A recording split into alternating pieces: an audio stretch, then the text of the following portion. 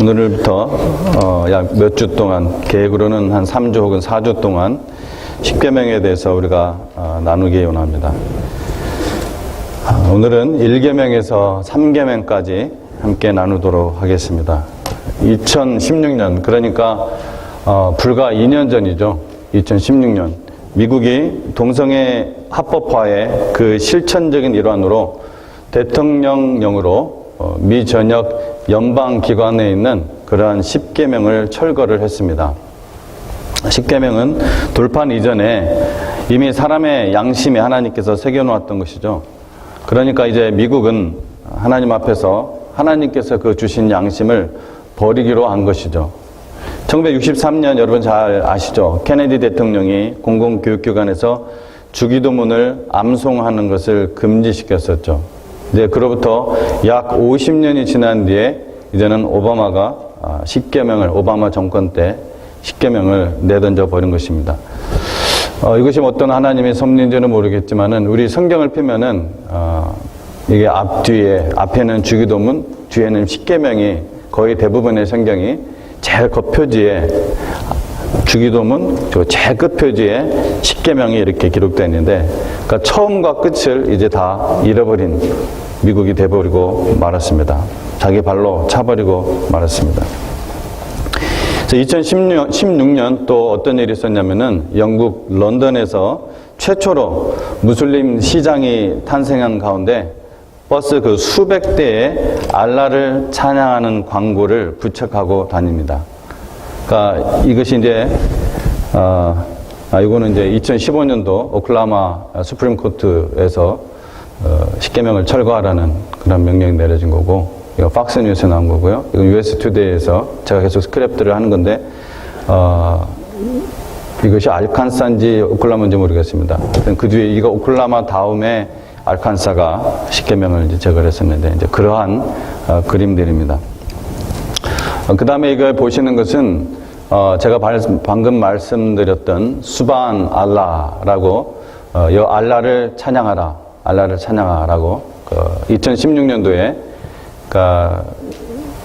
시장이 된 무슬림 시장이죠. 무슬림인데 이제 시장이 된 사람이 이제 되었을 때 마침 그때 이슬라믹 릴리프라는 그러한 non-profit organization이 있습니다. 이건 전 세계적으로 있는 거고요. 영국에만 있는 것이 아니라 여기에서 이 영국에 다니는 그러한 공공버스에다가 저렇게 수반 알라를 찬양하라, 그것을 수백 대 붙이는, 처음에 이제 라마단에서 시작을 했고요. 라마단 기간 동안에 시작을 했고 약 70여 대 시작했다가 전 버스에 그렇게 이제 그들의 겉으로 드러난 거는 이슬람에 대한 이슬라모포비아라는 이슬람에 대한 공포, 오해를 풀기 위해서, 그리고 또 난민들을 돕기 위해서 저렇게 했다 하는데, 어찌됐든 그들의 동기가 어찌게 됐든 공공 버스에 저런 것을 이제 아주 대담하게 붙이고 다니는, 이슬라믹 릴리프는 아마 여러분은 잘 모르실 겁니다. 이제 저는 계속해서 이제 이런 부분들을 워치를 하고 있기 때문에, 이슬라믹 릴리프는 미국에도 있어요. 이슬라믹 릴리프 USA라는 게 있는데 약 25년 전부터 활동을 하는 단체고, 하마스 그리고 알카에다와 연계되어서 은밀하게 그들의 테러 활동을 돕는 그러한 기관입니다. 겉으로는 이슬라믹 릴리프라 해가지고 구조단체적으로 되어 있지만은 그런 것들이 굉장히 많죠. 이슬라믹 단체에서는. 어찌됐든 여기서 이슬라믹 릴리프에서 저러한 활동을 펀딩을 하고 했었던 것이죠. 그런데 이 기독교의 신앙의 기초에서 세워진 이 미국이란 나라가 사실 많이 약해졌지만 지금도 전 세계의 복음화에 가장 앞서는 나라가 이 미국이잖아요.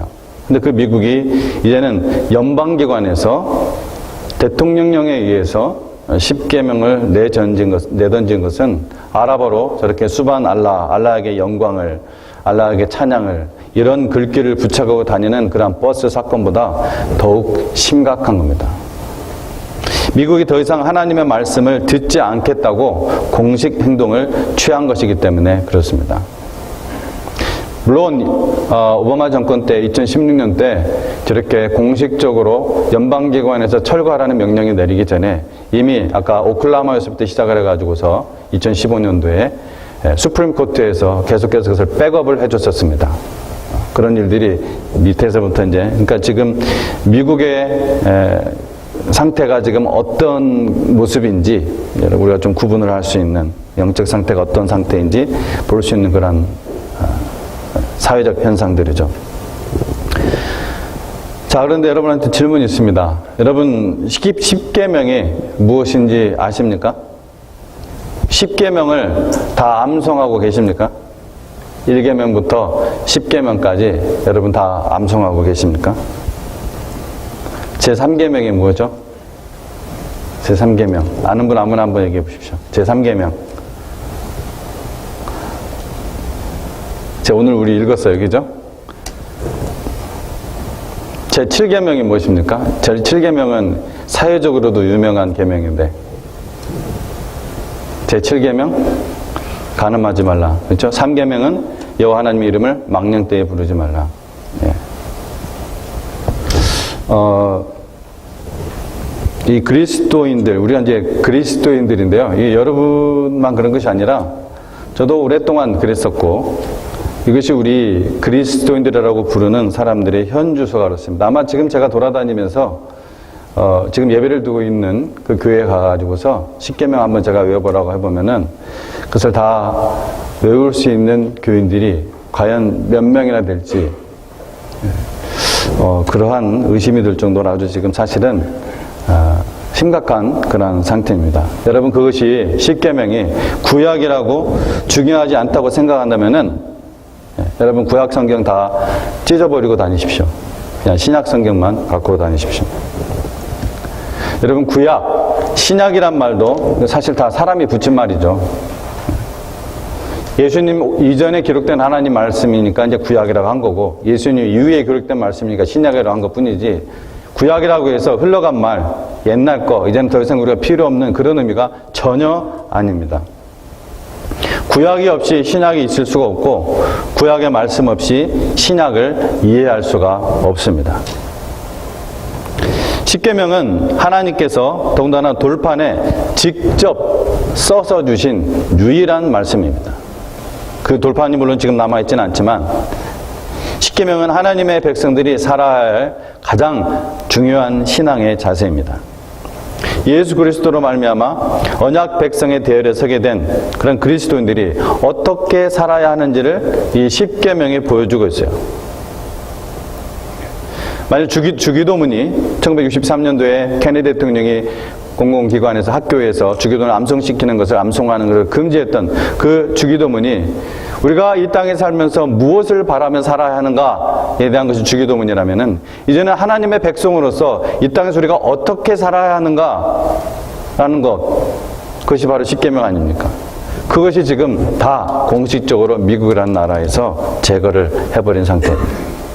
아주 이것이 우리 이 시대에 지금 목격을 하고 있는 거잖아요. 그래서 여기에 계신 분들이 1963년도에 살아 계셨던 분들, 물론 그때 이제 왕성하게 활동한 연령은 아니셨겠지만, 그 모든 시대를 지금 우리가 지금 살아가고 있어요. 역사적으로 굉장히 과도기에, 굉장히 스릴 있는 영적으로 어떤 면에서, 하나님께서 우리에게 이 시대를 살게 하신 어떤 뜻이 분명히 있는 줄로 저는 믿습니다.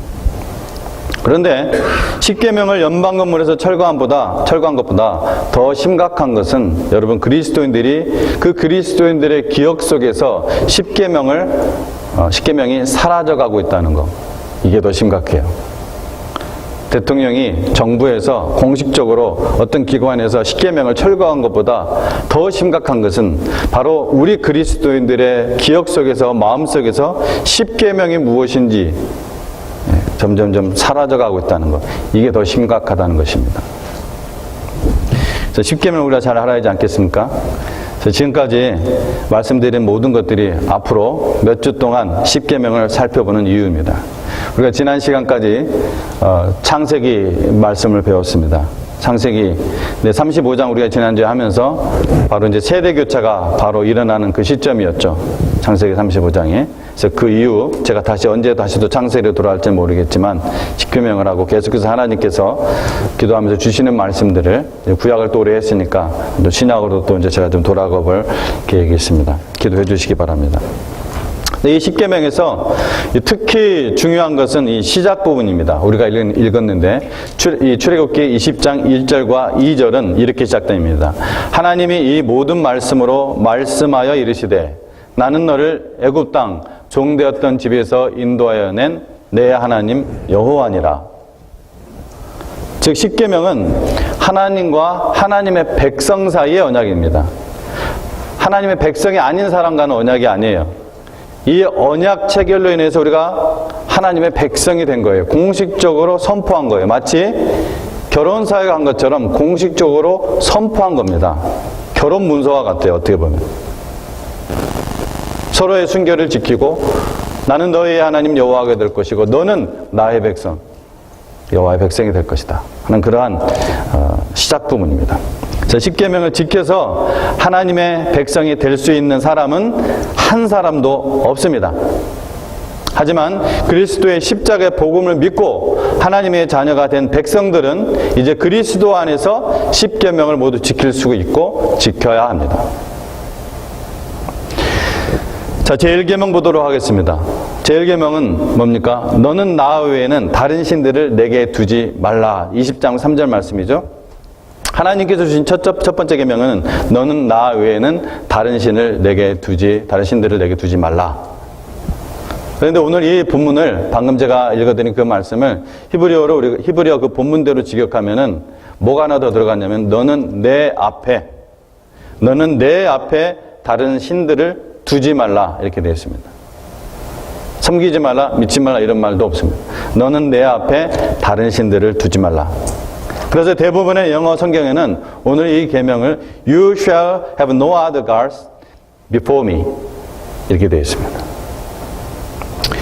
한글판 킹제임스 번역이 있는데요. 이 부분을 너는 내 앞에 다른 신들을 두지 말라 이렇게 번역을 합니다.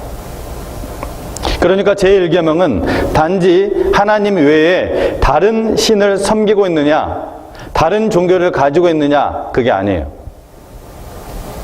그보다 본질적으로 내가 하나님보다 먼저 찾고 하나님보다 먼저 의지하는 대상이 있느냐의 문제입니다. 왜냐하면 하나님 앞에 둔다. 이 말은 하나님보다 먼저 찾게 된다는 것을 의미하기 때문이었습니다. 항상 하나님 앞에 두는 거예요. 하나님 앞에 두는 거예요. 하나님 앞에. 만약 우리 삶에 문제가 생겼을 때 우리가 가장 먼저 돈을 찾는다면 여러분은 돈을 하나님 앞에 두는 것입니다. 만약 인맥을 먼저 찾는다면 그 인맥을 역시 하나님 앞에 두고 있는 것입니다. 그러니까 우리는 하나님을 섬기면서도 다른 것을 먼저 의지하고 먼저 찾음으로 제1계명을 범할 수도 있음을 알아야 됩니다. 이 말은 돈이 필요 없고 병원을 가지 말라는 이야기가 결코 아닙니다. 그것을 의지하지 말라는 것입니다. 자, 그 말이 무슨 말이냐? 조금 더 우리가 이것을 알아볼 필요가 있습니다. 예수님께서 공생애를 시작하시기 전에 사탄이 3가지 시험을 한 유명한 사건이 있습니다. 여러분도 아마 기억할 것입니다. 그 중에 하나가 예수님께서 40일 금식 기도로 줄이신 상태에서 있을 때 40일 금식 기도를 마친 뒤에요.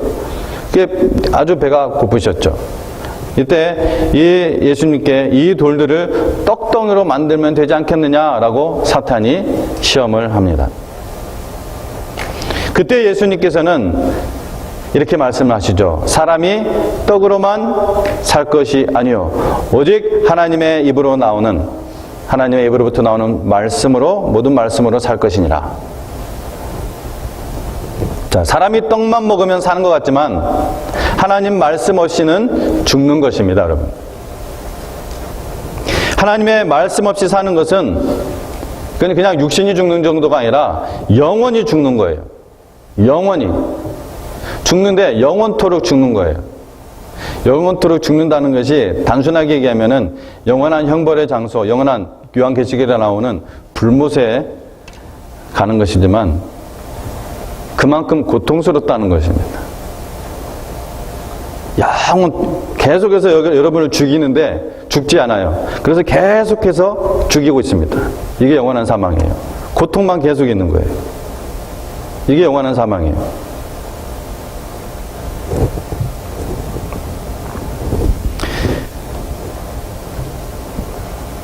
우리가 의지하고 믿을 대상은 우리의 영원한 아버지시자 모든 생사복의 주관이신 여호와 하나님이라는 거예요.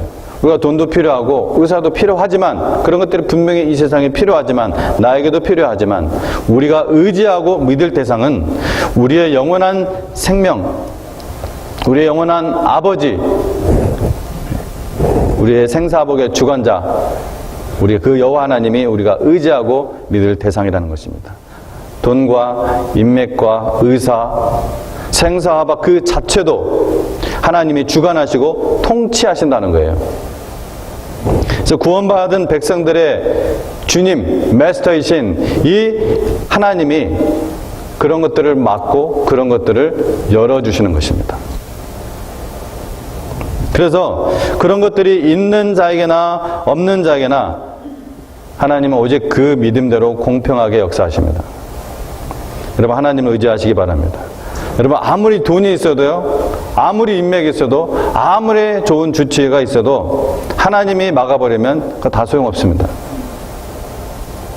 하나님의 자녀이기 때문에 하나님은 하나님의 그 사람의 충성, 그 헌신에 개입하는 것이 목적입니다. 돈도 없고 인맥도 없고 사방이 꽉 막혀 있어도 하나님이 열어주시면 신통합니다. 그것이 바로 신통입니다. 하나님께서 통하게 해주시는 것입니다. 정말로 하나님께서는 우리가 하나님 외에 다른 존재를 혹은 대상을 하나님 앞에 두는 것을 싫어하십니다. 그런데 많은 사람들은 바로 이런 것 때문에 하나님께서 너무 배타적인 것 같다고 비판을 하죠. 하나님 믿지 않는 사람들이. 그런데 가만히 생각해 보시기 바랍니다. 우리 인간 세상에서도 절대적으로 배타적인 헌신과 충성을 요구하는 관계가 있습니다. 뭐죠? 부부관계죠. 남편과 아내 관계. 서로에게 배타적인 사랑과 헌신을 요구합니다. 왜요? 부부이기 때문에 그렇습니다. 한 몸이기 때문에 그렇습니다. 만약 아내에게 문제가 생겼는데 문제가 생길 때마다 남편보다 다른 남자를 먼저 찾고 남편보다 다른 남자를 의지하고 다른 남자 품에 안기는 것을 허용할 그러한 남편이 어디 있습니까? 나는 관용이 많으니까 괜찮아 라고 할 남편이 여기 있어요? 문제가 생길 때마다 다른 여자에게 전화를 걸어서 상의하는 남편을 용납할 부인이 여기 있습니까? 일계명을 주신 하나님의 마음이 바로 그와 같은 것입니다. 우리가 오늘도 바로 그 사랑을 받으며 살고 있다는 거예요, 여러분. 하나님께서는 제1계명을 주신 하나님의 마음을 우리가 알기 원하는 것입니다. 10계명은 뭐 하고 안 하고 금지하는 어떤 그런 것이 아니에요. 하나님의 사랑의 눈으로 여러분 이 마음을 알아야 됩니다. 하나님 외에 다른 어떤 존재나 대상을 의지했다면 회개하기 원하십니다. 인생의 모든 순간에서 하나님이 우선이 되고 하나님이 동기가 되고 하나님이 목적이 되시기를 주의 이름으로 축원합니다. 다음 제2계명입니다. 제2계명 출애굽기 20장 4절에서 5절 말씀입니다. 너를 위하여 새긴 우상을 만들지 말고 또 위로 하늘에 있는 것이나 아래로 땅에 있는 것이나 땅 아래 물속에 있는 것의 어떤 형상도 만들지 말며 그것들에게 절하지 말며 그것들을 섬기지 말라. 나 내 하나님 여호와는 질투하는 하나님인즉 나를 미워하는 자의 죄를 갚되 아버지로부터 아들에게까지 3, 4대까지 이르게 하거니와 나를 사랑하고 내 계명을 지키는 자에게는 1000대까지 은혜를 베푸느니라. 자, 이 계명은 굉장히 길게 설명을 해놨어요. 아주 구체적으로. 근데 여기서 잊지 말아야 될 것은 단지 하나님께서 다른 신들을 섬기지 말라, 절하지 말라 이렇게 얘기하고 있지 않습니다. 정확하게 우리가 기억해야 하는 것은 새긴 우상을 만들지 말고 다른 하나님을 위한 어떤 형상을 만들지 말고 섬기지 말라는 것입니다. 그러니까 이 계명에서 중요한 것은, 잊지 말아야 될 것은, 그러니까 스킵하지 말아야 될 것은 색연우상, 형상, 그 절대로 스킵하면 안 됩니다. 여러분 임의대로 그냥 잊어서는 안 돼요. 왜냐하면 그 부분이 사실 교회사적으로 그리고 종교학적으로 굉장히 중요한 포인트입니다. 근데 의도적으로 어떤 종파에서는, 어떤 이단에서는 이 부분을 싹 빼요. 형상이라는 말, 이미지라는 말. 그 이유가 있어요. 단지 우상 숭배만 강조하고 있다는 것이 아닙니다.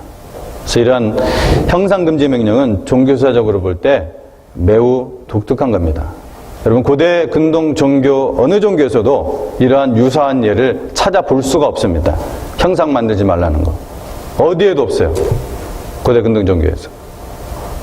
왜냐하면 그림이나 형상들이 강한 영향력을 가지고 있기 때문에 대다수의 종교가 이것들을 오히려 활용했기 때문입니다.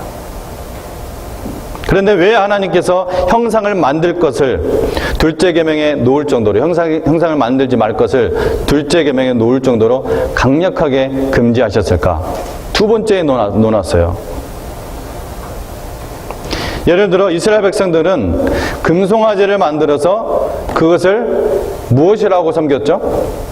바알이라고 섬겼습니까? 아세라라고 섬겼습니까? 그것을 여호와 하나님이라고 섬겼습니다. 금송아지를 만들어 놓고, 이것이 그냥 회화하기 위해서가 아니라 정말로 그들의 마음속으로는 하나님을 높이기 위해서였어요. 하나님을 높이기 위해서 금송아지를 만들어 놓고 여호와 하나님을 찬양한 거예요.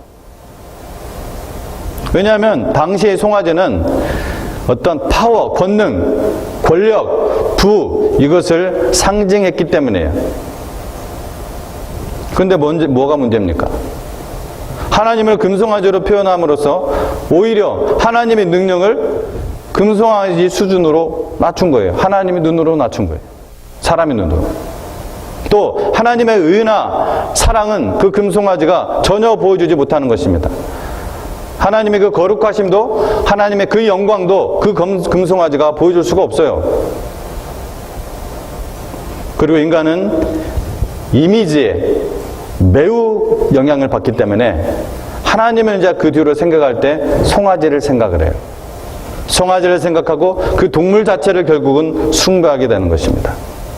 결과적으로 하나님을 금송아지로 표현하는 것은 하나님을, 그들의 의도가 아무리 진실된 것이었다 할지라도 하나님을 높이는 것이 아니라 하나님을 모독하는, 하나님을 정면으로 모독하는 그런 행위인 것입니다. 오늘날 우리는 이런 식으로 하나님을 형상화하지는 않죠, 물론. 여러분 집에 그렇게 형상화해서 만든 거 있습니까? 없겠죠? 그런데 우리가 비록 칼로 하나님을 깎아 형상하지 않아도 생각으로는 그렇게 하고 있다는 것입니다. 성경 말씀을 통해 하나님은 이런 분이십니다. 오늘을 사는 우리에게 이 시대의 흐름이 이렇다 할지라도 우리는 기록된 이 하나님 말씀대로 이렇게 사는 것입니다. 이것이 하나님의 뜻입니다. 그렇게 가르쳐 줘도 나는 그런 하나님을 믿지 않아요. 이 시대의 그 말씀은 이렇게 바뀌어야 된다고 생각해요. 무슨 말입니까? 우리도 모르는 사이에 하나님을 형상화하고 있어요.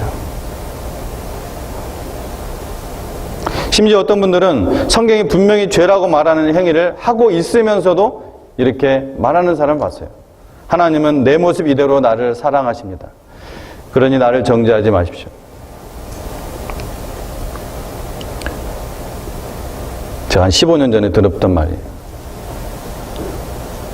그것 때문에 제가 굉장히 힘든 적이 있었습니다. 물론 틀린 말은 아니지만 반쪽 진술에 불과합니다. 근데 반쪽 진술은 진리가, 하나님의 진리가 결코 아닙니다. 하나님은 우리를 있는 그대로 사랑하십니다. 하지만 우리의 죄에서 우리가 회개하기 원하시고 다시는 그와 같이 행하지 않기를 원하시는 것입니다.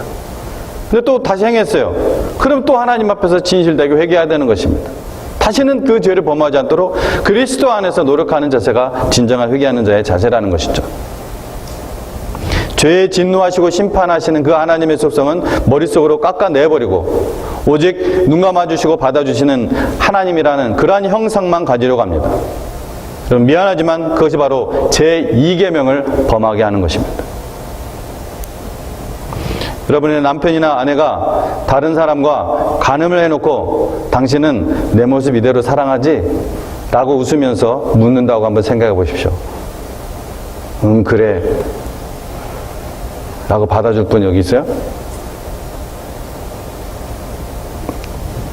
제2계명을 우리가 묵상하면서 혹시 나도 모르는 사이에 성경이 말하는 그 하나님을 그래도 받아들이지 않고 이 시대가 원하는 대로, 이 시대의 조류대로, 이 시대의 문화라는 그 안경으로 하나님의 말씀을 보고 있지는 않은지, 하나님을 형상화하는 제2계명을 범하면서 하나님의 말씀을 보고 있지는 않은지 우리가 회개해야 되는 것입니다.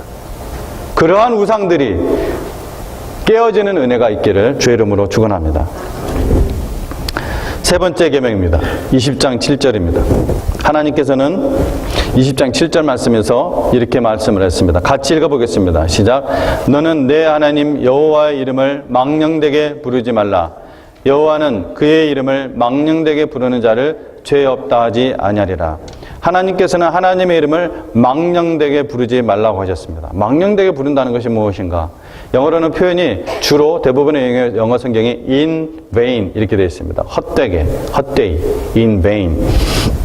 여기서 사용된 성경 원어를 살펴보면은 크게 세 가지 의미가 있습니다. 첫째로 함부로 남용하지 말라, 어뷰즈 하지 말라 이런 의미가 있습니다. 그런데 유감스럽게도 우리가 살고 있는 이 미국은 하나님의 이름을 함부로 사용하는 사회죠. 아무데나 그냥 갓이 들어가요. 하나님의 이름이 들어간 욕이 얼마나 많은지 모릅니다. 그런데 요새 한국도 마찬가지죠. 요새가 아니라 뭐 이제 연예인들과 스포츠 스타들 이름 앞에 뭐 갓 누구누구, 갓 누구누구. 제3계명을 완전히 잊은 사회입니다. 저 쓰레기통에 집어넣고 구닥다리예요, 구닥다리. 둘째로 하나님의 이름을 외식하는 일에, hypocritical, 외식하는 일에 사용하지 말라는 것입니다. 헛되이 사용하지 말라, 망령되이 부르지 말라는 의미는 하나님의 이름을 외식하는 일에 사용하지 말라. 벌써 십수년 전의 일이지만 이 고이층의 온 로비 사건 기억하시는 분도 아마 여기 있을 겁니다. 한국이 아주 떠들썩했었죠. 그런데 법정의 선분들이 다 하나같이 권사님들이셨어요. 그리고 각각 다른 주장을 하면서 모두 하나님 앞에 맹세한다고 하더라고요. 그러자 법관이 물었습니다. 도대체 어떤 하나님이 맞는 거냐? Shame이죠, shame. Shame on us. 셋째로 하나님의 이름을 망령되이 부르지 말라. 이 셋째, 하나님의 이름을 우상처럼 부르지 말라는 것입니다. 뭐라고요? 하나님의 이름을 망령되이 부르지 말라는 것은 하나님의 이름을 우상처럼 부르지 말라. 저는 하나님의 백성들이 자기가 하나님의 백성이라고 생각하는 그 사람들이 이 세 번째 의미로 제3계명을 가장 많이 범하고 있다고 생각을 합니다. 왜냐하면 많은 사람들이 자기가 그런 잘못을 저지르고 있다는 것조차 모를 정도로 교묘하게 들어와 있기 때문에 그래요. 가나안의 신들, 이집트의 신들은 모두 인간의 욕구와 필요를 채우기 위해서 인간의 생각과 손에 의해서 만들어진 헛된 신, 또 가짜 신입니다. 그런데 하나님의 이름을 부르며 예배하고 기도하면서 가나안의 신들, 이집트의 신들, 뭘 대표하는 겁니까? 이건 세상의 신들을 대표하죠. 분명히 여호와 하나님을 이름을 부르며 그 찬양 가사에도 제가 여호와 하나님이 있고 성경도 있고 하는데 세상의 신들에게 구했던 것들을 구하고 있어요. 무슨 말인지 알겠습니까? 그것을 간단하게 말한다면 기복신앙입니다. 기복신앙. 분명히 예수님의 이름으로 기도하고 여호와 하나님께 예배하지만 우리들이 구하는 것은 헛된 우상들을 믿는 사람들이 추구하는 그 똑같은 것을 섬길 수 있다는 것이죠. 우리가 원하는 어떤 것을 위해 참된 진리를 희생시키거나 우리가 필요한 어떤 것을 위해 거짓 가르침과 타협해버린다면 하나님의 이름을 부른다고 하더라도 우상처럼 부르고 있는 것입니다. 즉 제3계명을 범하고 있는 것입니다. 여러분의 가슴으로 대답해 보십시오. 하나님이 여러분의 삶의 목적인지 아니면 하나님이 여러분의 어떤 다른 목적을 이루기 위한 수단이신지. 2014년 제가 달라스에 있을 때 텍사스의 그 타는 듯한, 특별히 그 해에는 가뭄이 아주 심했어요. 잔디에 물도 못 주겠습니다. 일주일에 한 번 이상은. 시원하게 쏟아지는 소나기와 같은 그런 소식이 있었습니다. 그 문제를 위해 저도 개인적으로도, 그리고 제가 교회를 얘기하면서 교회에도 기도하고 있었던 큰 이슈였기 때문에 그 기쁜 소식이 담긴 신문을 잘라서 제가 교회 게시판에 붙여놓은 적이 있습니다. 데이빗 그린.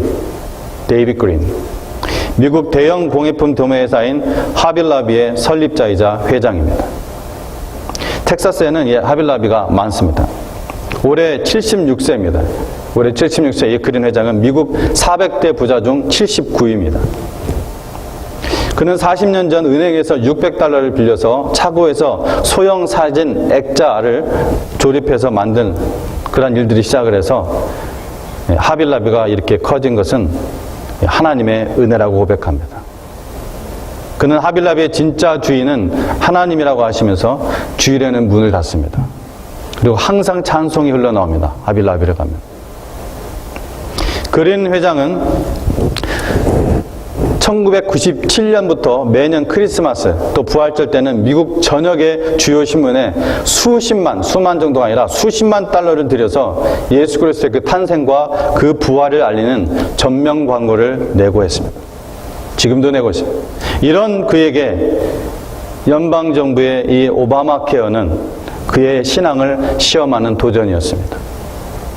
그는 오바마 케어는 우리 회사가 낙태에 사용되는 약까지 제공하라고 명령하고 있다. 기독교인으로 우리는 낙태에 사용되는 약에 돈을 내지 않을 것이다. 그렇게 하는 것은 지금까지 회사를 운영해온 성경적 기초들에 반하기 때문이다. 라고 밝혔습니다. 그러나 연방법인 이 오바마 케어를 거부하게 되면 여러분들 잘 알겠지만 벌금이 내려오죠. 근데 그 당시 벌금이 하루에 무려 130만 달러, 한 달이 아니에요. 하루에 130만 달러를 내야 됐습니다. 그냥 오바마 케어 그 돈 얼마 안 되는 거 그냥 내면 돼요. 그거 진짜 얼마 안 돼요.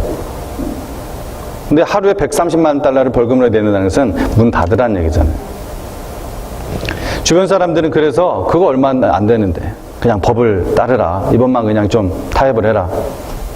하지만 이 그린 회장은 정부는 우리가 자신의 신앙을 따르든지 법을 따르든지 선택하라고 강요하고 있다. 정부는 우리의 근본 신앙의 양심을 거스르는 법을 따르라고 강요할 수 없다. 이렇게 비판하면서 소송을 선택을 했습니다. 그리고 많은 사람들이 오바마 정권에서, 다른 정권도 아니고 오바마 정권에서 반드시 패배할 것이다. 이렇게 예측을 했습니다. 근데 결국 승리했습니다. 이 소송의 승리는 다른 크리스찬 기업들에게도 아주 굉장한 격려와 큰 모델이 되었습니다. 여러분 그거 알고 계셨어요? 그의 삶의 목적은 기업의 확장과 성공 자체가 아니라 수단이었어요. 하나님의 이름을 영화롭게 하는 것이 목적이었기 때문에 모든 것을 잃어버릴지라도 진리를 선택하리라는 그러한 단호한 믿음이 있었던 것입니다. 우리의 삶과 하나님의 이름은 연결되어 있습니다. 오늘 이후 우리가 하나님의 이름을 경외하는 그러한 마음으로 대하는 은혜가 있기를 바랍니다. 사실 하나님은 하나님의 이름을 아끼는 자에게 복을 약속하셨습니다. 말라기 3장 16절 그리고 4장 2절인데요. 제가 읽어드릴게요.